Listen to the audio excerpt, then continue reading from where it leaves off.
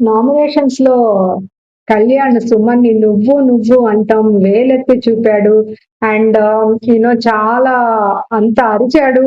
And disrespectful గా మాట్లాడాడు. గౌరవం లేదు, పెద్దవాడు కదా అన్న టాక్ కూడా వచ్చింది. బట్ నిన్న టాస్క్ లో, ఫ్యామిలీ టైం టాస్క్ లో కాలు ఎత్తి ఇంచుమించుగా ఎత్తి పైన ఆ బ్యారికేడ్ లైక్ బ్యారియర్స్ అంతా క్రాస్ చేపిస్తున్నాడు చూడండి. మరి ఇదేమంటారు? రెస్పెక్ట్ లేదంటారా కళ్యాణ్ కి? పెద్దలంటే ప్రేమ ఉంది, అది నామినేషన్స్ వరకే.